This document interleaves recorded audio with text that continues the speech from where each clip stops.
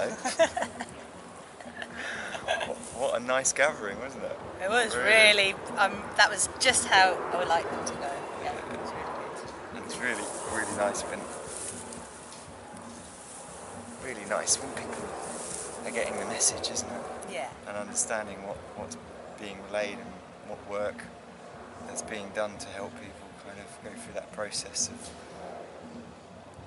understanding the conditioned mind and the baggage that we bring and trying to shred those skins and layers so we can kind of get to our pure being. Our essence. Yeah. That's That's a magical process to see.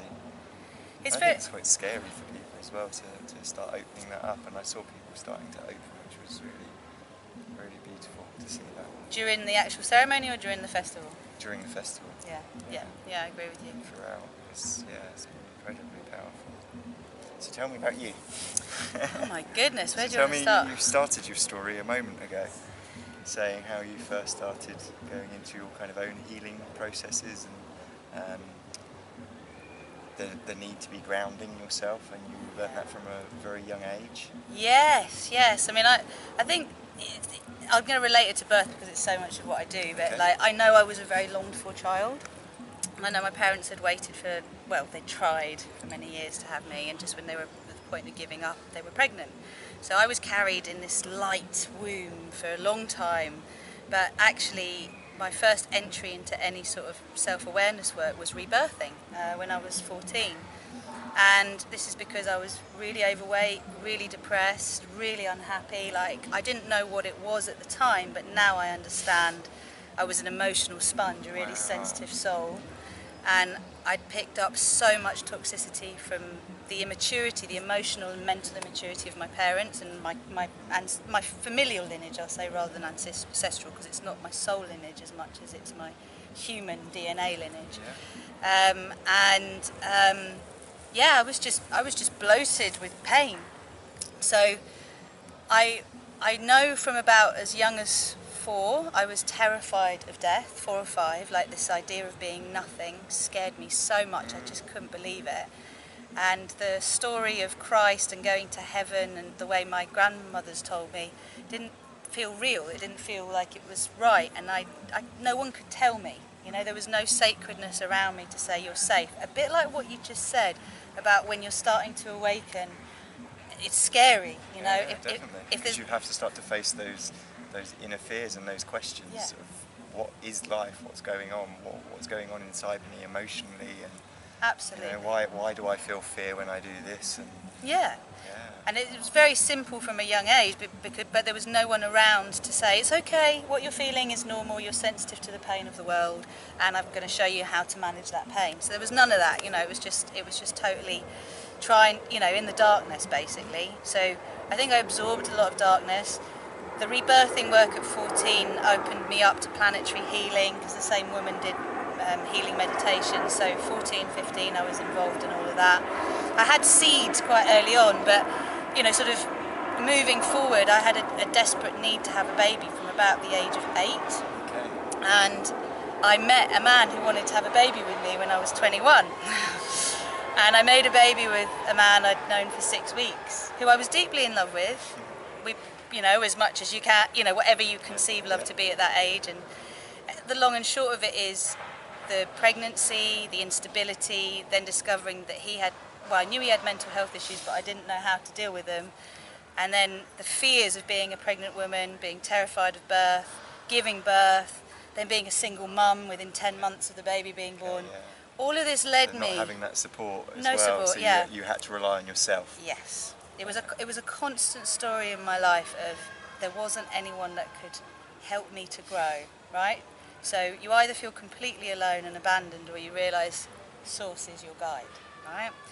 So a lot of the things, I mean, I've trained in lots of different modalities, but in the end I consider myself a renegade in each of them, because I haven't had a pure lineage anywhere. I didn't go to India and get my initiation as a yogi. My mum's my Reiki master. You know, I was born breech, so I'm going to keep going back to birth, so I do everything bum first, arse about face, usually dive in at the deep end. And so, you know, my daughter's birth led me I trained as a yoga teacher, and then I was specialising in pregnancy yoga.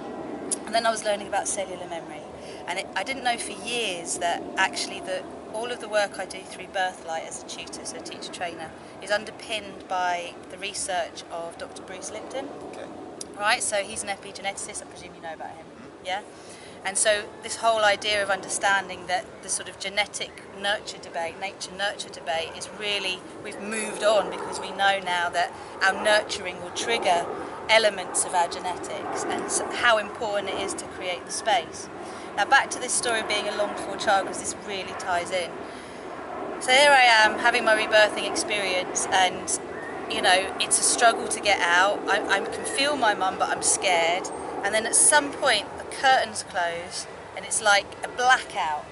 And I'm just on my own screaming for my mum. This is what it felt like. Now, as I've done more work with it, I realised that's when my mum had the epidural. So she numbed out. I was terrified. I've had an epidural with my daughter, there's no judgment, it's just where it was at. And so my entry into the world was when you're scared, numb out. So whether it's food, coffee, chocolate, bags, weed, whatever, it's like, this world's scary, I need a buffer, right? So that was my search. If I was a renegade teenager and I was really quite rebellious, I was in a lot of pain. So everything through, you know... And we tried to cover that pain. Tried to cover that pain. I was already starting to be open to ideas, but you can imagine my peers just laughed at me. You know, at 15, if I'm saying this is the only planet of choice and I'm reading this amazing book and we're co-creators of our reality, and they're like, whatever, weirdo, you know. But your parents must have been quite open to it if your mum's done Reiki and... It was when we left home. I left home at 16, my sister at 14, so when I say we left home, we went to boarding school. We lived in Singapore at the time. So we've also travelled a lot, and I think that helped a lot. But basically we were fortunate enough to be able to go to school in England. We went to different schools, so there was this disbanding of family as well, and this whole thing about community and coming back to yourself, and like, if something is not well, you can't try and fix it out there, you've got to come inside, right? So I went where I felt most nurtured and nourished, which was a lovely boarding school, but I was still suffering. You know, my bulimia days were over, more or less, but I was really overweight. And it was just like knowing this wasn't who I was, you know, but determined to discover who I was. Yeah, but I think that's so important message for people to understand how it was for us and our own struggles and our own stories of that suffering, to see that transformation can be made. And, you know, you wouldn't think that now your story to be the case. You would assume that, oh, this person's just always been uber confident and always in flow for finding the right things and blessed life, really. No. But then when we look behind the scenes, it you know, everyone has their shadow, and it's what actually brings us to have that great wisdoms of life, isn't it? Totally, and you know what? It's like what saves me now, because the biggest thing's been about guilt, you know, like self-guilt, self-hatred, self-anger. Those are the toxic feelings and thoughts that are so hard to work with, that you do just want to numb out. You don't want to deal with it. It's painful, especially when you can start to have compassion for the people in your life that you've hurt and see things from their level, which comes with time. But, you know, the whole thing with the pain that we're in, I think you can't be a saint without having been a sinner first. And I've definitely, the only way I've learned compassion is to go onto the other side of whatever I previously judged, and realise that... So you can empathise. Yeah, love needs to come in there. I've done terrible things, terrible things, in my opinion, in terms of morality, as I've learnt who I am as a being of love. And not to kind of diminish responsibility of those things, because it's really important that we take ownership of those. Yeah. But it's interesting when we follow that thread and that cord, that it comes from a place of carrying other baggage and other conditionings, that of our ancestors, our parents, our grandparents, and maybe how the upbringing, and when we start to realise those connections and realise it's not ours, Yes. and we start to drop those, then we can step into that heart space. Yes. You really hit on a point there, because I think if we think of the social conditioning as essentially based on religion, you know, in any culture there's a religious connotation. So in my world, your world, it's Christianity, right? And, you know, I'm going to give you an example that's really personal, but like my mum, you know, experienced adultery through my dad. He cheated on her, and I remember the pain as a child. I remember my dad leaving. I remember my mum's pain. And did I ever think as an adult that I would end up cheating on my partner? No, but I did. And that's how I learned how much in pain we can be, that we seek something outside to make us feel better. And that whole trading sex for love, addictions, you know, like all of it is like we're all addicted to feeling good. You know, we want to feel good because our natural state is to feel good. But as a child, I looked around and I saw that the people that had the most fun time and looked to be happiest were always drinking and smoking. You know, it's parties, isn't it, you go to as an adult, as a child. So, of course, all I wanted to do was drink and smoke and flirt, and as you know, as soon as I could. And I had no idea how much pain people were in. Because they're covering it all up. Absolutely. I mean, it looks like it's like running away from the. It's interesting. What is it that people are searching? Is it to be loved, to be held, to feel accepted, or is it a search to understand what we really truly are? And ultimately that is the search, but I think there's different levels of it depending on where people are at. Ultimately the search is to understand what our true essence is, but on top of that is to be loved and all of those things, to have that, and that's what kind of turns us inward.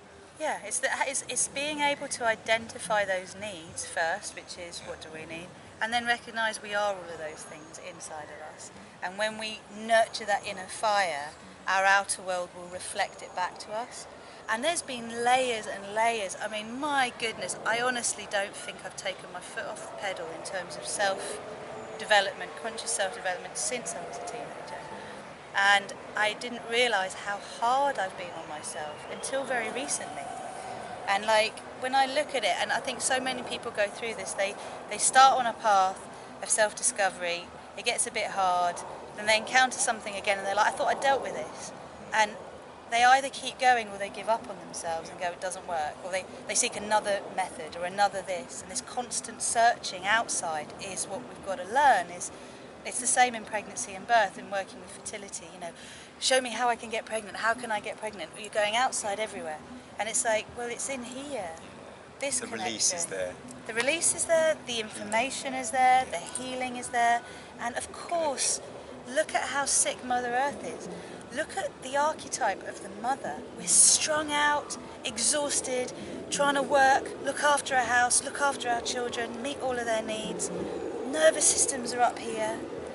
And it's like how, the only way I can see us really healing the planet is it's a two-way thing. It's what do I need to heal? It's knowing what enough is as well, and getting that balance, isn't it? Because you can use Mother Earth as a great example of that. You know, putting so much pressure on resources. Yeah. You know, that's the same as putting so much pressure on ourselves. It's that reflection. Yes, yes, and, yes. And that just kind of is exactly what we do to ourselves. Yes. You know, we put so much pressure on our own resources, and we're doing it to our Earth.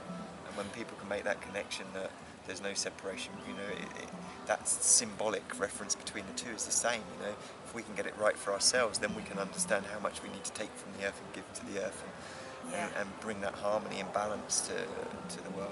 Yeah, and when we're really connected to source. So let's look at it exactly what you just said. So if I give the example of the human, because we're strung out, we rely on coffee, sugar, carbs to give us energy, right? Think about the planet. We're relying on fossil fuels, we're relying on energy sources that are finite. And we've created this whole false construct. We're surrounded by tents here, so it's like an inner tent within a tent, right? This false construct is our third dimensional reality, which is that we have to go out and work. We have to, you know, someone has to pay us. We need the security of a government. We need the security of a healthcare system, a bank, monetary system, all the things that we're used to that we think is real life. And it's all bollocks. It's all absolute bollocks. We don't need any of it as it currently is. But let's just take any industry. My partner's in construction, right? So at the moment he is moving machines around, digging stuff up, whatever he does to help build concrete, massive things that are toxic, right? We could look at that as plastic surgery to make us feel better, or whatever, you know, whatever we need, surgery and so forth. Now imagine these not industries, but these different modalities shifting. So instead of construction being about building toxic buildings, it's about building earth ships. It's about building in harmony with the planet.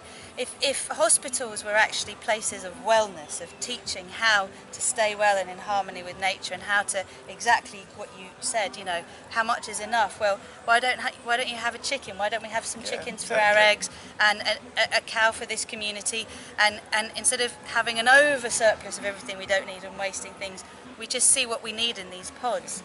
And then this self-governance of being able, we talked about community and the shadow of community, and how we have these lovely ideas of how our ancestors lived, and we're sort of recreating that, but actually we're not them, and we need something new. Yeah, because we've evolved.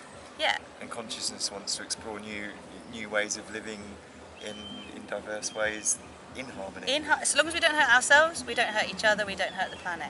So we have this opportunity to recreate what is already here.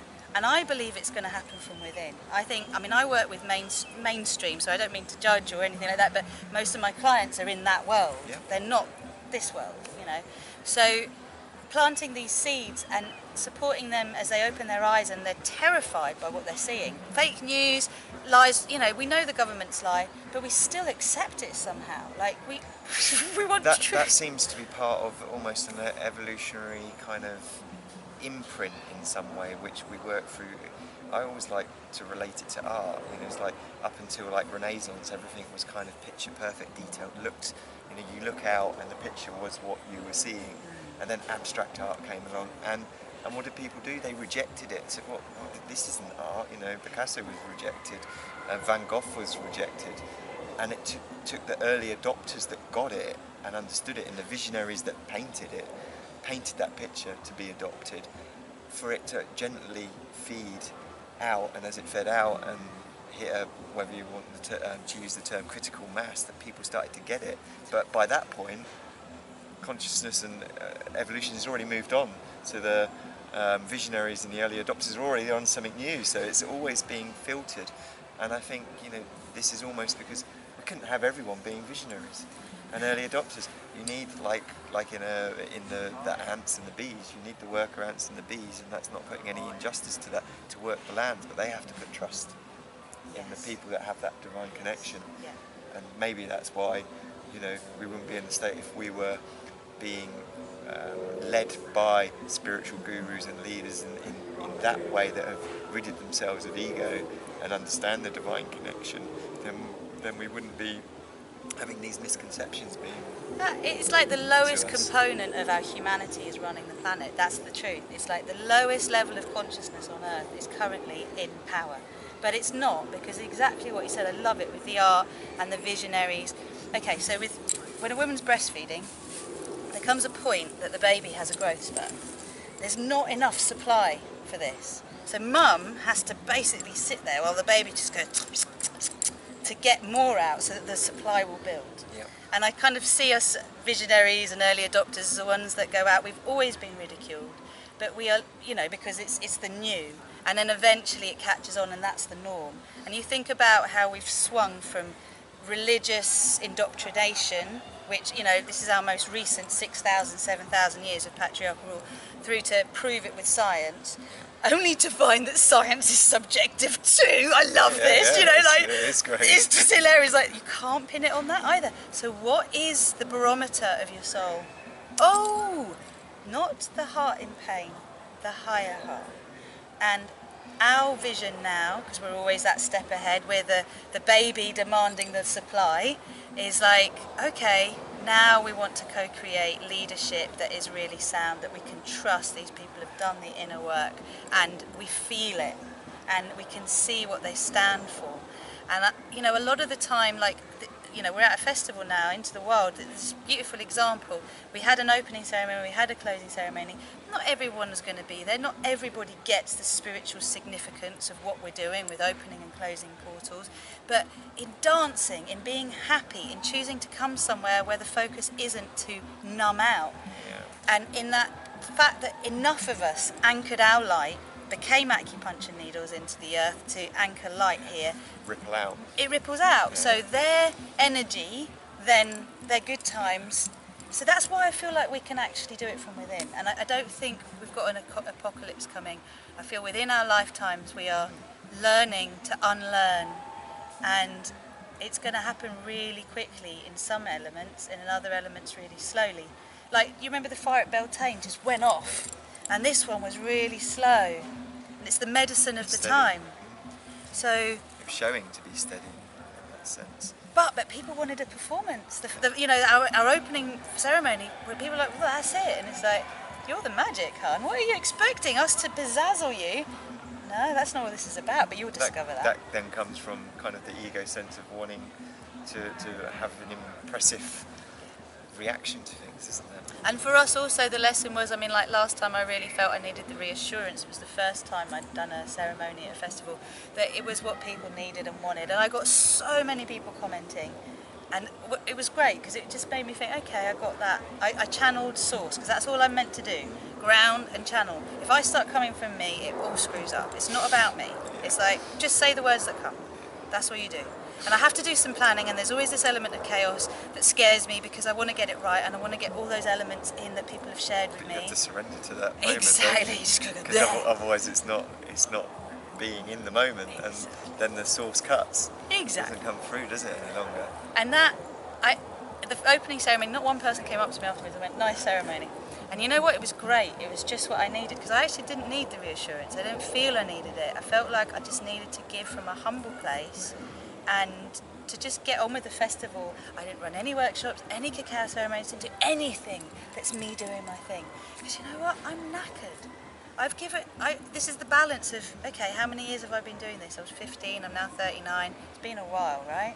And I'm now seeing, only now, that the balance of giving and receiving has been really out. And I've seen it at different stages, like different, Enjoy Yoga was a lesson, now Rozy Glow's a lesson, but learning to be authentic, true. I'm not perfect, I have come a long way, I really know my shit in lots of areas, other areas I'm still growing, but like, wow, I can just come and be quite invisible, and I can be comfortable with that. And I'm not looking for a lover, and I'm not looking for a high, and I can just feel it all. Big lesson. Beautiful. Don't have to go anywhere, really. No. Just sit and be. Yeah. Yeah. So all of it, like really, all the work that I do is just awakening the magic within people, I think. I think also it's interesting to, because a lot of people would say, oh, it's just a lot of hippies in the field, you know, looking at the light and looking at the love and everything's perfect and everything's fine. But it's not, because you're looking at actually all the painful stuff. And accepting it and seeing the changes of, it's not like we're bypassing the emotions of sadness, we're accepting the emotions of sadness and seeing also that the happiness passes, everything's passing. And it's that looking for what doesn't pass that really brings us that true inner peace, isn't it? And what then allows us to be of service to help others. Yeah, it's the constant, and I think you're right, because you know, how many workshops have there been here? Like, these hippie festivals are not places of denial. They're not places, well, when you bring consciousness in, as we have, they're places to work through our shadow, to celebrate our light, and you are forever changed. If it is that learning to live consciously with the seasons again, with the changing times, and to keep anchoring, whether it's, you know, a festival, an equinox, a solstice, or whether it's the phase of the moon, but you keep finding your anchor into the now through where you are and checking in with what's growing, what's not growing. That's taught me a lot, and I think for all of us, men and women, to come back into harmony with our essence. We are spirit, but we are also in human form, so we're divine humans. So we have to find that balance between the two. And it's different for each of us, and that's why I think those three basic rules, you know, just don't hurt yourself, don't hurt each other, don't hurt the environment. Don't like the don't bit, but love yourself, you know, love each other. Be love open to one another and accepting of everyone, because I think the interesting thing is when you start to see, and you know, it can sound corny to those that aren't used to terms like that, but when we look out and we see brothers and sisters, our friends, family, however you want to see people that are walking around amongst us, when you start to see them as actually just they're reflections of you. So you're like a feminine version of me, having you're having your experience, or I'm having my experience as a as my feminine side, and there's lots of those versions of me in the masculine and feminine all around. So then when I can empathise and see what stages they're at and accept where they're at and how they're walking You on the are earth. I remember Yeah, Carl used you to are have I. those stickers years ago when I first met him. You are I. And yes, some mirrors we like more than others. But this judgment thing's so important because like we get into this place of awakening and then we start judging everybody for not being awake. And then you've got vegans waging war on meat eaters because they're so angry about this. Those energies are what we still have to work with. But then you've got to find that harmony of balance, haven't you? Because actually I was thinking a lot about this with the animal industry and farming. If you look at actually how we used to live more nomadic ways and go hunting, and I mean before guns, with a bow and arrow, and you're taking that spirit of that animal. Yeah. But maybe you would only eat meat once in a Very month. rare, yeah. Very rare. And you would really embody the lessons of that animal into you. I mean, how different is that? Massive. The reverence is massive. We have to go back to reverence. And I understand the anger. You know, the anger is part of the awakening because of the sadness and the grief, the pain that's underneath. We have to ask these questions. I don't eat meat myself, you know, I eat very limited dairy as well. So it's not a judgment either way, it's just more a how can we then, if someone needs to eat it, for example, make peace with the fact that actually an animal should be, I don't even like the word killed, but hunted consciously, sacrificed, and we don't need an over surplus of dairy, like to know what's going on in the industries, to demand change, but to do it from a place of maturity rather than the place that is unhealed. We're having to do it in how we relate to each other as men and women. We've both done the workshop, but we also, as a society, if we snap at each other and we just attack, that's when it gets personal and unpleasant. That's coming from our pain again. It's coming from pain. So, do we react with more pain, or do we hold space and direct a new way? Try to to make that space in between that reaction, so you can become aware of it and just view it. Yeah. And that does come back to the compassion for the self. So, on a practical level, your breath, you know, breathing in, breathing out is the first bit. Once you've able to take a long out breath, and then you can take a deep in breath, because for many people that's really challenging.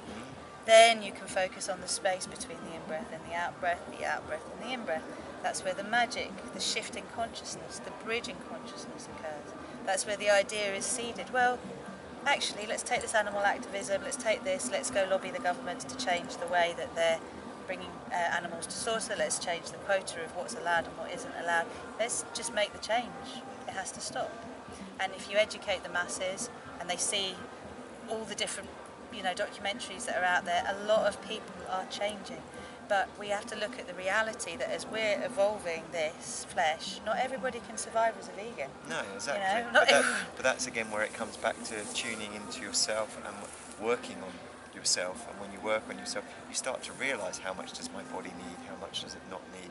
Oh, actually, I'm just desiring to have meat, you know, for breakfast, for lunch, for dinner. Do I need it? You know, that addiction is no different from a cigarette addiction.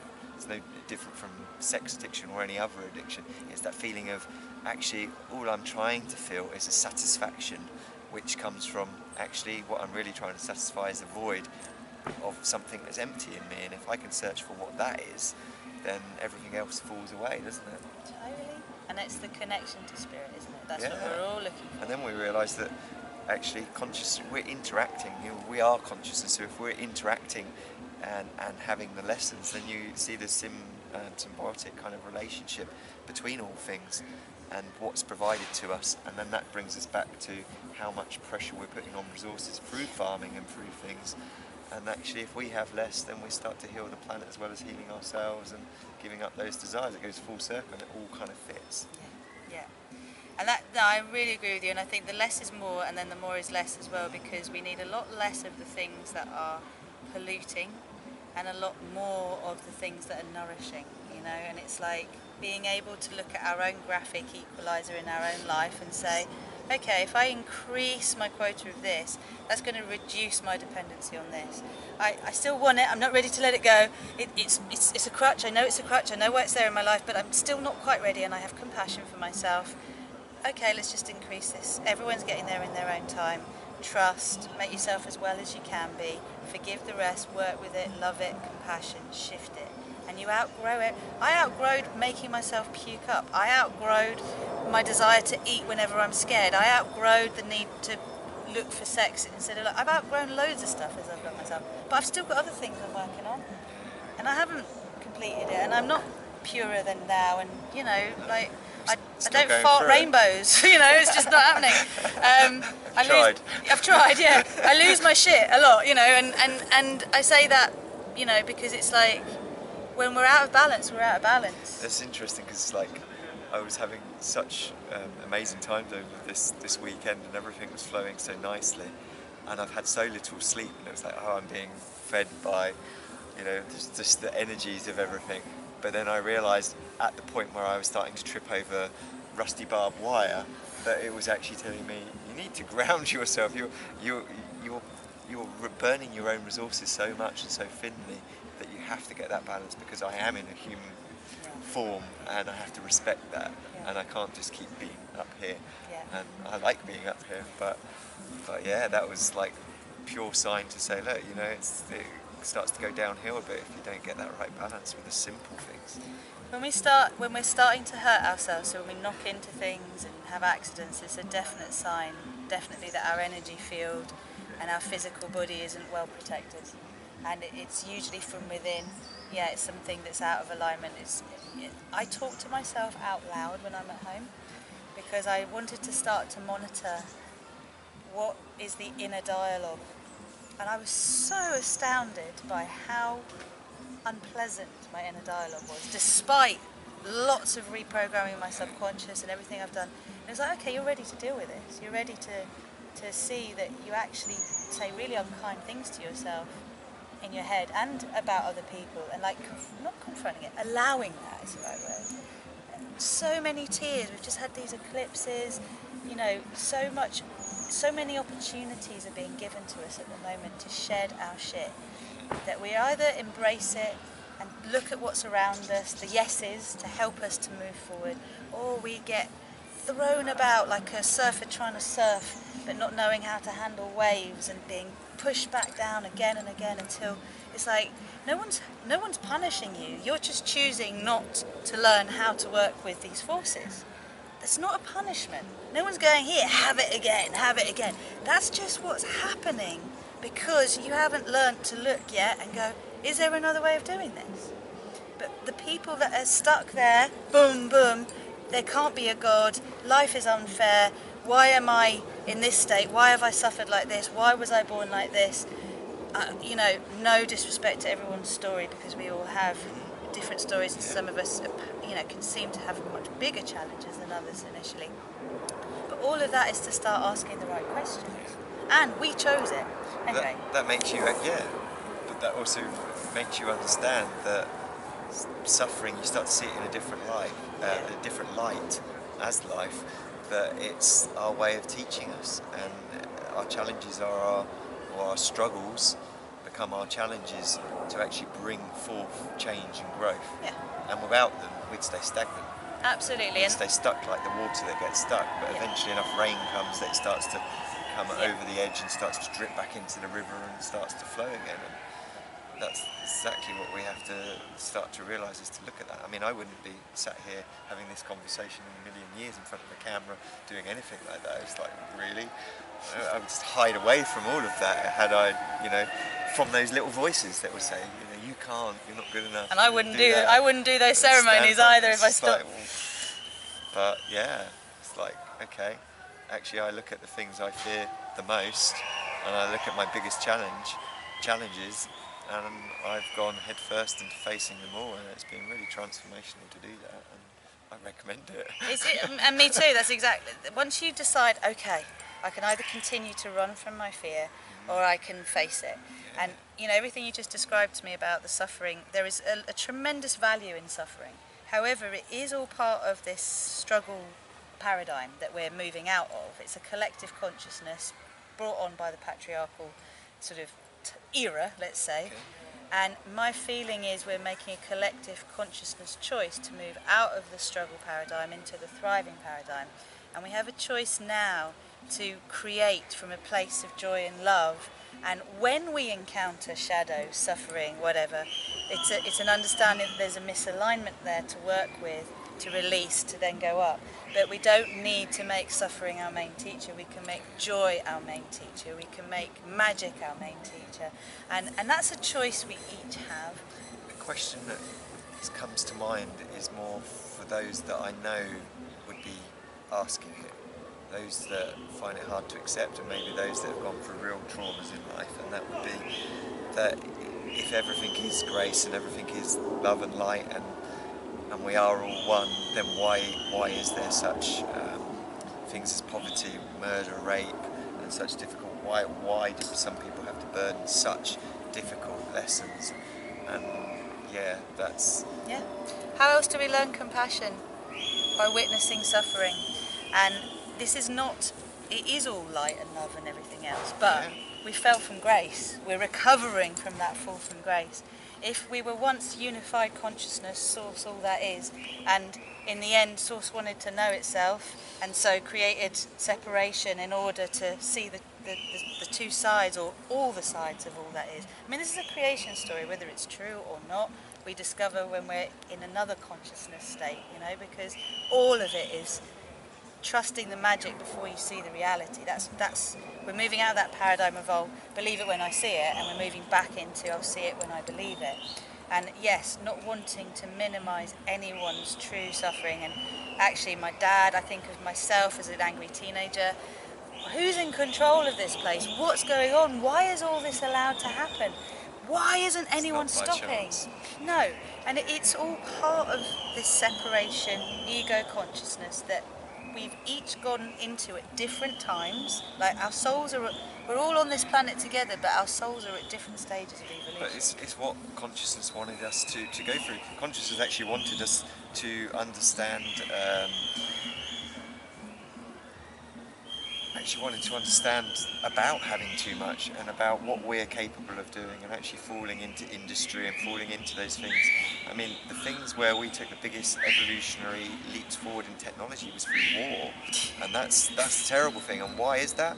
Because they could plough money into that. It seemed like, you know, to survive we have to plough money into, which they were actually feeding the problem itself. But the interesting part of that, if we were to wake up now and say, oh, hold on a minute, we took the biggest evolutionary leaps forward because we ploughed money into war. Well, what if we actually, you know, tapped money into finding a way to live on the planet without an imprint, and trusting that that causes more work, more jobs, and that from that it builds. If we try to build a life that's our highest good and our highest achievements of self, of what we're trying to reflect, I mean, then it all falls into place. You know, No, I'm with you, and I think this is what I was saying before about the industry shift, is like, yeah. we just have to change what the main focus is. It's not about making shareholders rich at all costs, it's about the fact that we are all the shareholders, we are all planet Earth. Consciousness is us, Travis. You know, there's nothing outside of us that said, here, have this lesson. It's almost like we've all, on a collective, super conscious level, gone, fuck, we really need this lesson to move out of this level of density. And in my woo-woo world, so the work that I've been doing and learning more about, is that the Earth's actually split now. So there are those who have chosen to continue their soul's growth through the medium of suffering. It really is the fastest and best way for them to actually evolve to a state of unity consciousness.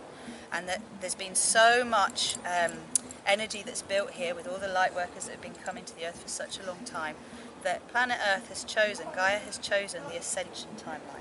So it's like there's been a split that's lit. That's why I keep mentioning the eclipses, and it's sort of coming up to our winter solstice as well, this time period where there's like a reset, and it's like, oh, we're in the antimatter world now. So we're co-creating. So those of us who are wanting to experience what it's like to co-create through love, to own responsibility, the biggest thing with being a co-creator is you have to own everything around you. The pretty, the gorgeous, and the painful as well. And a lot of people don't want that responsibility. That's why they're staying in the suffering paradigm until they realise it is the only way. So we get to build the new world, and we are here. It's coexisting at the same time. It's super exciting. Whilst the others continue what they're doing until it becomes obsolete. And it's like in the documentary Thrive, I love that documentary. The first 2 hours are the problem, right? And it's depressing. But the last 40 minutes are the solution. And it's very empowering. And the way he talked about going through the different models that we have currently of a political system, from conservatism to liberalism, and socialism, and how we actually bring it back to the fact that technology was supposed to make us have more free time. But all it's done is make us work more, right? From the invention of hoovers and washing machines and whatever. But we are now in a place where we actually don't need to work the way that we've been taught. We could all be involved in different projects that pay us, in shares or whatever, for our involvement in caring for each other, the planet, ourselves. And I'd just say to anyone, watch it if you haven't, because the seed of the new idea is there. And for me, I think we're all recovering from birth trauma, like somewhere along the way, and it's probably the there's the whole Lemurian thing, and way back, thousands of years. But if we look now and we look at the fact that you create trauma in that primal period, and it's going to keep being recreated. And we're all post Second World War, First and Second World War, 2 generations, right? None of us have got over that. It's in our cellular memory. And we're now working through all of those lessons and healing because we've got the opportunity, because as much as the system is still currently medicalised, within that medicalisation there's been a real move towards freedom and empowered birth. So I'm seeing the seeds. I have to focus on the positive, because I'm very worried about IVF. I'm very worried about the fact that women are sick largely because our nervous systems are thrown out of whack from the moment we start taking the pill, right? But actually endocrine disruptive chemicals are affecting men and women everywhere. And if we are using synthetic hormones to help make babies in the first place, there's a real question mark there. What is the impact it's going to have on next generation? Next generation, fertility, that birth, goes everything. on with the food, what we're eating with GM preservatives. food, exactly, preservatives. The water, the Yeah. chlorinated water, if we're drinking spring water, and there's, you go to Glastonbury, it's pouring all the time, but up on the Mendips, it's pouring all the time. When you start to understand that these things make such a big difference to the body, and then how that has an effect on all these things, and the stress of modern day living, if you start to undo those cycles and find that space, then maybe someone doesn't need IVF anymore. Exactly. Because they've purified That- their being, and it comes at the right time. And that's what consciousness is actually trying to show us through the illness and through the things. That's why I created a program called Conceive with Ease, which was all about how you clear your subconscious and conscious programming, and how you clear your physical body to receive a high frequency baby. Because I'm convinced those who are not able to have babies are really unwell. Either when I say that, I don't mean as a judgment. I mean there's either physical blockages or emotional blockages or psychological blockages, and the souls that want to come in, there is an element of this person that is ready to host a higher frequency soul, but they're not going to be allowed to have low frequency, because we're not doing reincarnation on this planet anymore. We're not doing karma anymore. Everything's changed. So what's going to happen is either they raise their vibration and meet the energy to come in, or they can't have babies and they adopt, or they have egg donors, but ultimately I see the split, that those who are not willing to do the work and look into themselves are going to end up annihilating themselves. We have choices all along the way, try this path, and it's really unfortunate to say that it's like the suffering path that we were talking about, and I know this is quite contentious. It's like, what is the payoff for suffering? What is the payoff for staying stuck in the drama of suffering? It's usually not having to take responsibility because we're frightened of getting it wrong. So there's tremendous compassion there. It's looking at the two fears. Is it more fearful to look at that, or or to stay within. And I think it's that ego of, okay, I'm suffering, but I know this suffering, and therefore it's less scary than to go into it and face new suffering, or what would feel like new suffering, or new fear, Yeah. when actually it does the opposite. Does it offer? And I've got some tools to work with that help me feel safe to deal with my pain. And that's the important thing, is having those tools, tool bag, Yeah. for doing that. So each of us who are the visionaries are providing those tool bags and those toolkits, and we're saying, look, this is how I've helped other people to do this. If this resonates with you, go with it. And I'm a ambassador for high frequency souls coming in. I'm not the right person to work with everyone's fertility issues. It's like the women that are drawn to me, the couples that are drawn to me, have star seeds that want to come to them. My job is to raise their frequency to that. Now, are we going to continue to be able to have babies willy-nilly once we stay on the crappy water, the crappy food, the endocrine disruptive chemicals? No, that's what I mean about annihilating ourselves, is that side of things will end up being impossible to make babies. That's in a couple of generations. So those of us who've done the work, wherever you originate from, doesn't matter what dimension and whether you're mainstream or alternative, but have chosen to do the work, will be able to keep bringing in beings onto this planet, and it will be a different quality. The birth, the conception's different, the pregnancy's different, the birth's different, the nurture period's different. These children, when you look at their brains, if they've been nurtured and nourished through the pregnancy, and the only way you can do that is if the woman feels nurtured and nourished, which means the partner needs to feel nurtured and nourished. So that's a tribe, our tribe again. How can we do that? There's a part of the brain that's responsible for empathy that does not get switched on in high stress pregnancies. And I would say to you, Jarvis, that most pregnancies are high stress pregnancies in that world. You don't go to an appointment without being given something else to worry about. And the technology is invariably very wrong. Sometimes it's very right. It's also the fear of our own bodies, though, isn't it? Especially for women, to go through labour, and we're fed so much fear about. We are, but if we have a cellular memory, it's natural. It is. But if you have a loss in your cellular memory that you haven't cleared, if you have an ancestry that involves either a stillborn or a mother dying, then there's going to be a lot of loss. So all that fear's coming up of other people's. So that's why the emotional mental clearing is so important. And we have until our children are about 7 years old to do the inner work, so that their brain patterning and their perception of reality can shift with us. But until then, if you look at Bruce's work, that's when their brainwaves shift, and whatever they've absorbed in those first 7 years in time in the womb is what they think reality is. This is how life is according to this little pod, which is what is teaching me the world out there is. And it could be very different, but So there's our responsibility to schools, to any institution that currently exists, to seed with consciousness, and then everybody gets a chance to do the healing, whether they can do it in their family or not. It doesn't matter. Why haven't we got schools where all the food's organic and everybody's not eating wheat? There are some, though. There are some. Forest schooling and Steiner schooling and Montessori. There are options, and people need to actually go out and look for them. Find ways of starting them and collaborating, and homeschooling is really, we need community.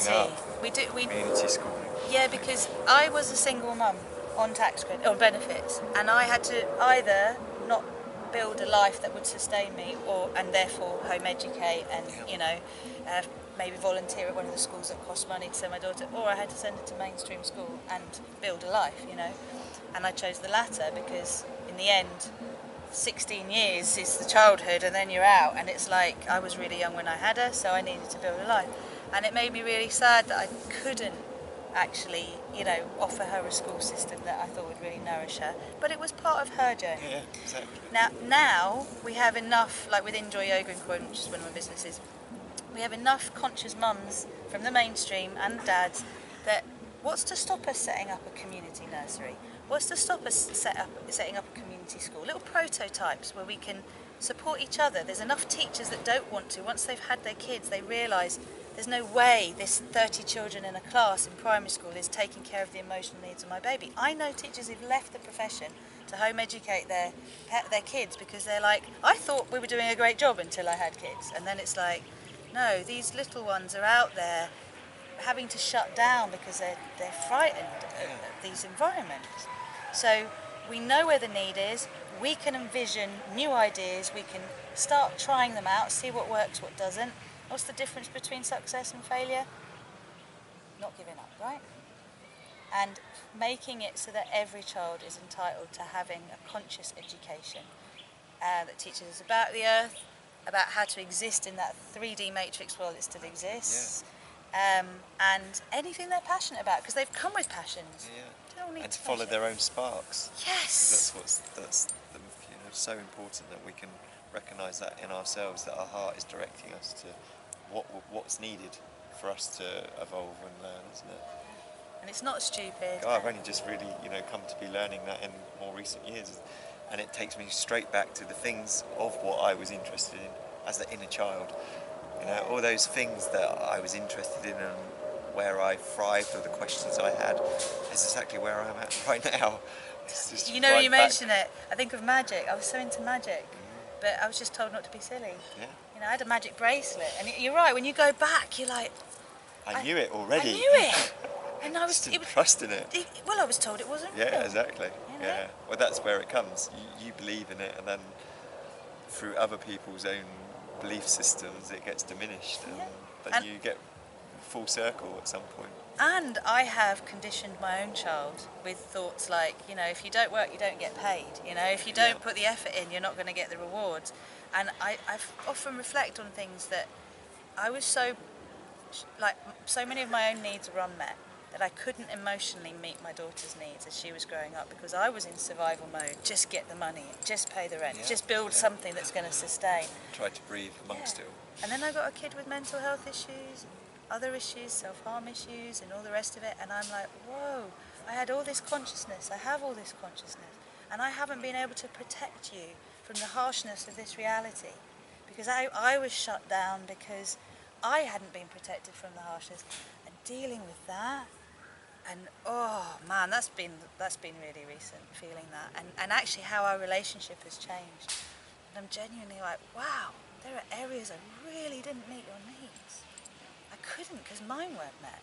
That compassion that we have to have for ourselves as we wake up, whether it's men realising how much they've been cut off from their true masculinity, that they've caused pain to women, whether it's women being cut off from their true femininity and the pain they've caused to men, whether it's what our parents did to us or we did to us.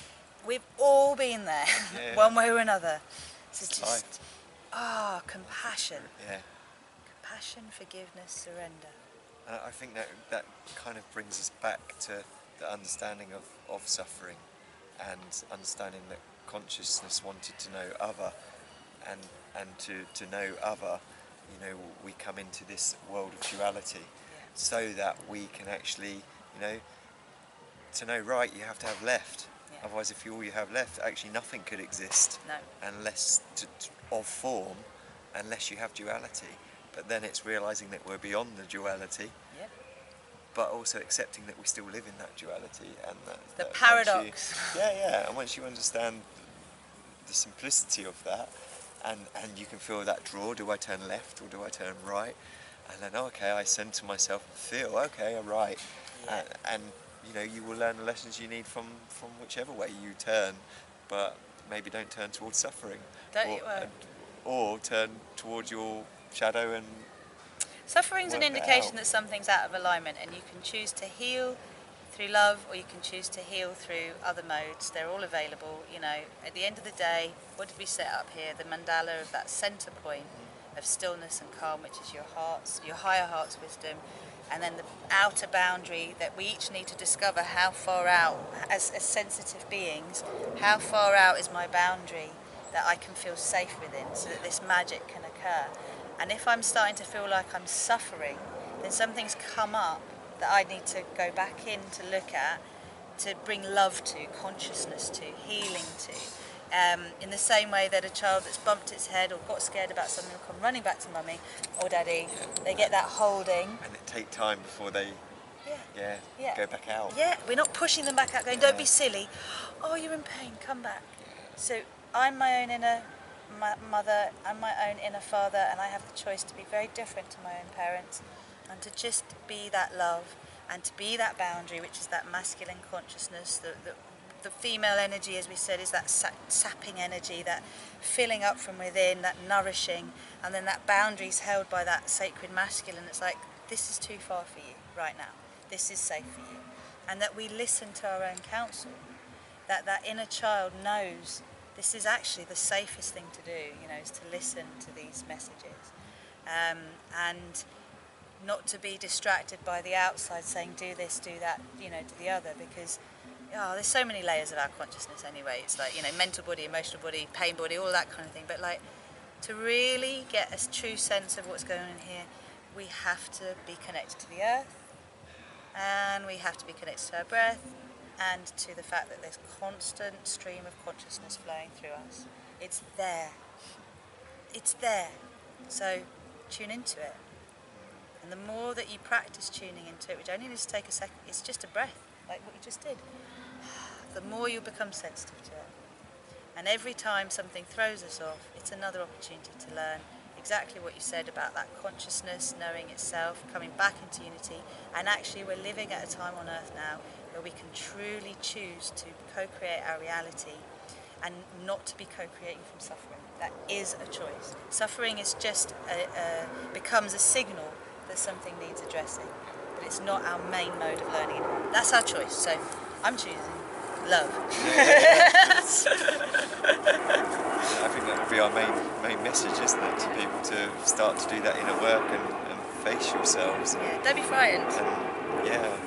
And also don't feel compelled, like your heart will lead you to the right teacher.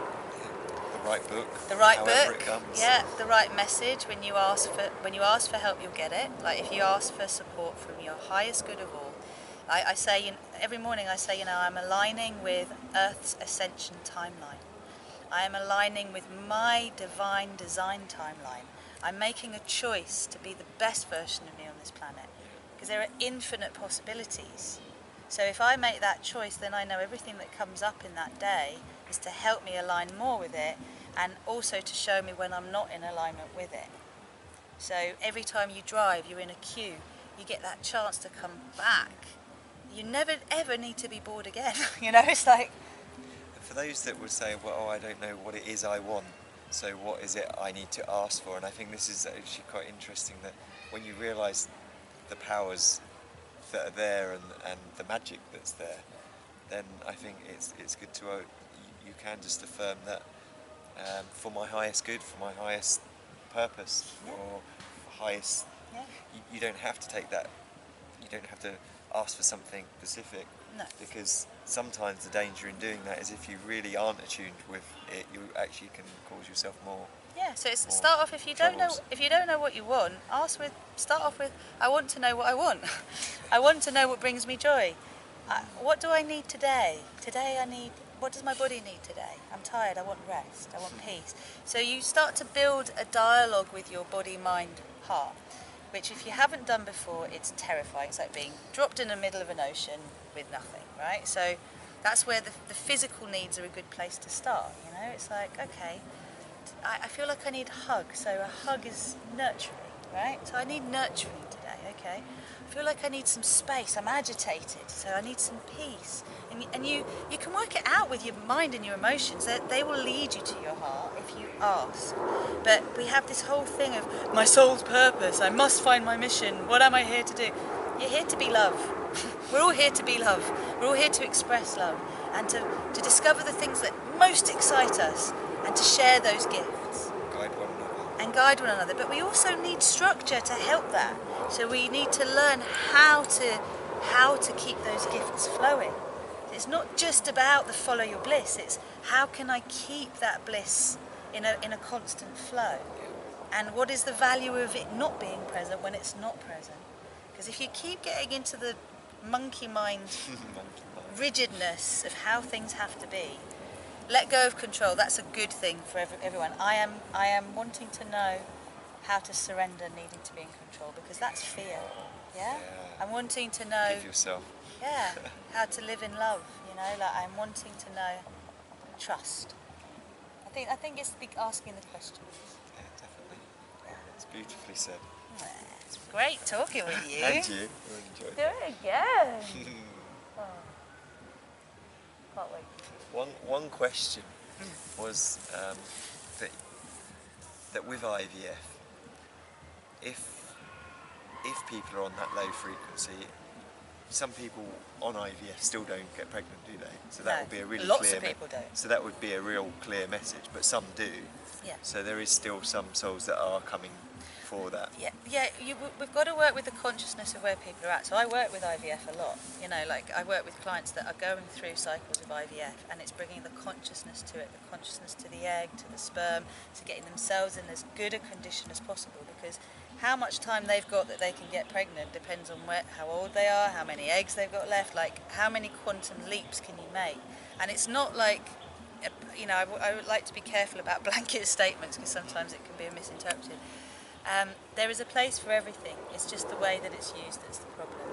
And we are living in a current paradigm where many women and men expect they're going to have trouble getting pregnant. They're going to start trying to get pregnant. That implies a problem from the start. The truth is many people are struggling to get pregnant because I don't see it so much about age, I see it about health, and our health is degenerating so quickly because of what we think healthy diet and healthy lifestyle is. It's very different. Going to the gym all the time exhausts your adrenal glands. That's not healthy, you know. The same with being on a really strict diet because of this, that isn't, you know, we've got stuck in that mental mode. So you can have conscious IVF. There is an organisation called Create which focuses on one egg, the best egg, rather than let's do all of them. But again, I've worked with clients who've had really good experiences with them, and I had worked with clients who felt that they were just pushed through very quickly and it didn't work, you know, the way they didn't feel nurtured. If we're going to have these modes, we need to bring the heart and consciousness into them and see them as a bridge back to health, rather than a necessity because actually we just can't do it anymore. Yeah, so again, from within it can change. Does that make sense to you? Perfect sense. And the healthier, I mean, I know that the healthier a woman and man are, because the man is so important. You know, the DNA that forms the placenta is the male sperm DNA, right? So if a woman rejects, if her body's rejecting that, what's going on? And it's an alien invasion, right? It's like, so that harmonising and how important a man's health is as important as the woman. It's a 50-50 thing. So that means then that the healthier we are, we double our chances of success with IVF. But it's mind, heart, body, spirit. So it's for a couple to work on themselves, Absolutely. to both raise their vibration. Absolutely. Because, you know, it's when you come in together in union that you're creating this life, and Absolutely. so that's where it, And having worked with a lot of women who've had repeat miscarriages, who have had lots of failed cycles and who've had genetic issues, and clearing those issues through clearing all of these toxicities. I've seen miracles, literally, so many miracles. The only difference between them and the other women is that they didn't give up on doing the processing work. There comes a point that some women get scared and their partners are like, how much money are we going to spend? What are we going to do? It's like, this is inner work, you know. This is a gift to every future generation that flows through you. And if you're patient with it, and for some it's 3 months, for others it's a year, you will make this really big shift that you'll be so glad you made. I like to work with people for at least a year before they're actually really planning, because the time lag for sperm and egg is 3 to 4 months, you know, in terms of what's released now. So that biological clock pressure that unfortunately I do see IVF clinics, like when you look at the statistics, the reason they're like, do it now, is the statistics are actually really crap. They're really low, even with this process. And I see women in this state of consciousness where they're like, am I pregnant? Am I pregnant? Am I pregnant? You know, it's crazy, but we could have another conversation about that. That would. Yeah. For more information and finding you online and. I am Rozy Glow, so ROZYGLOW.com. So rosyglow.com, and Enjoy Yoga is INJOY-yoga.com. That's a Croydon-based community interest company. But Rozy Glow is where my heart is, as in where I'm operating from now. So Thank you so yes, much. do. Thanks, Rozy. I think I just That was wonderful.